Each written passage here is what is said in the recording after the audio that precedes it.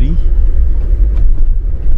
আমাদের long awaited trip to Ladakh এর first দিন। আমাদের first day যেতে হবে বেনারস আজকে for বেনারস night halt। তারপরে কালকে we are supposed to go to Delhi। দিল্লিতে আমাদের একদিন অফ ডে আছে and from 5th we are supposed to climb up towards Ladakh। obviously weather conditions কিরকম সেটা দেখে ডিসাইড করা হবে, বাট আমাদের first sector is Kolkata to Benares, which is 679 kilometers। yeah,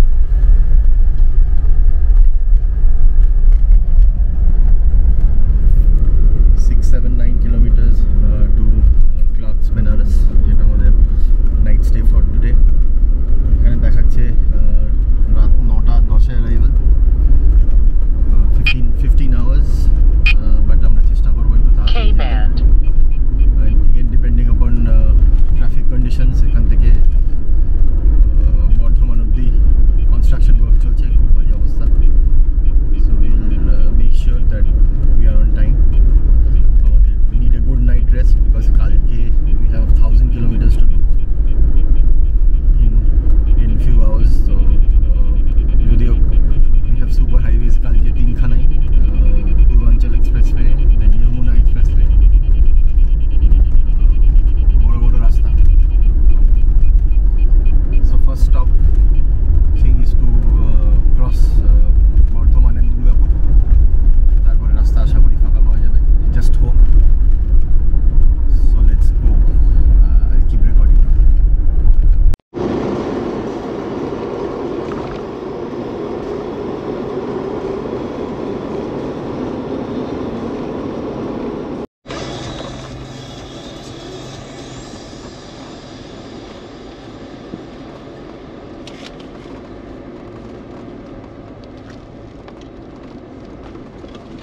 এই আমরা ফাইনালি রাস্তা ভুলে এদিক ওদিক ঘুরে ফাইনালি আমরা বেনারসের ব্রিজে ওঠার চেষ্টা করছি। এবার ব্রিজে উঠছি। এই যে সামনে বাঁদিকে ঘাটগুলো, ওনারা প্রথম বেনারস দেখছে। এই যে বাঁদিকে হচ্ছে ঘাটগুলো, এই ব্রিজ থেকে শুরু, অস্সি ঘাটে শেষ।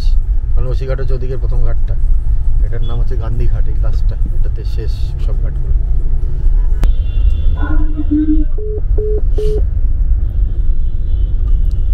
সব ঘাটগুলি ভীষণ সুন্দর।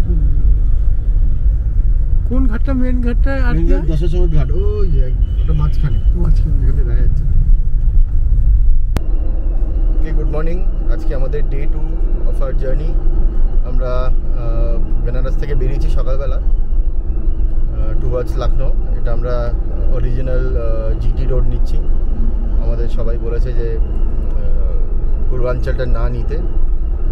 কালকে যেহেতু আমাদের এখানে ওয়ার্নিং লাইটটা জ্বলছিল, আমাদের একবার লখনউতে গাড়িটা দেখিয়ে নিতে হবে। আজকে সকাল থেকে আবার ওয়ার্নিং লাইটটা জ্বলছে না, বাট স্টিল আমরা গাড়িটা চেক করিয়ে নেব যাতে সব ঠিকঠাক আছে কিনা।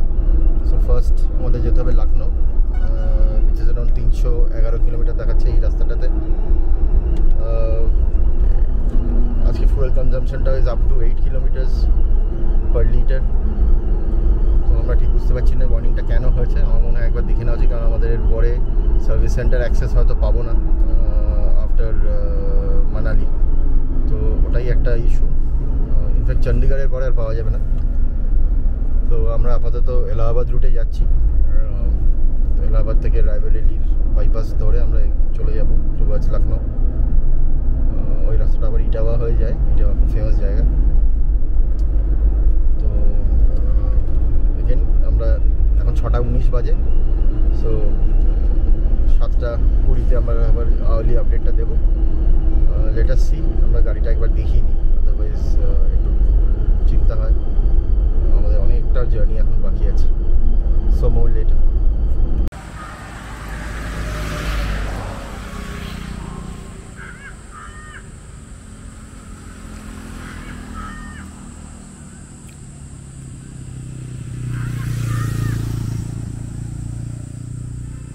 আমরা সোরাও ডিস্ট্রিক্টের একটা জায়গায় দাঁড়িয়ে আছি।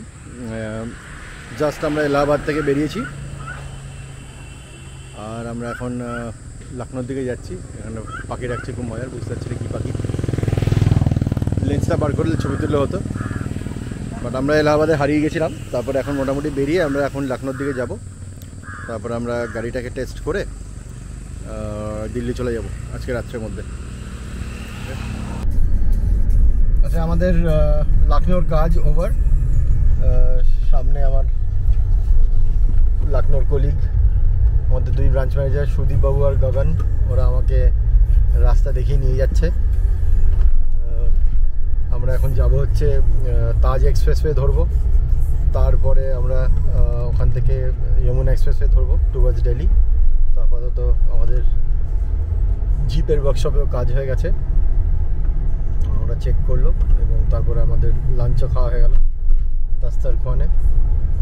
সো ওই যে সামনে মিস্টার গগন আর মিস্টার সুদীপ, মানে গগন বাবু আর সুদীপ বাবুর গাড়ি, ওরা নিয়ে যাচ্ছে আমাদের হাইওয়ে ধরাবে। সো আমরা হাইওয়ের কাছাকাছি এসে আবার ভিডিও করব। আপাতত রাখছি।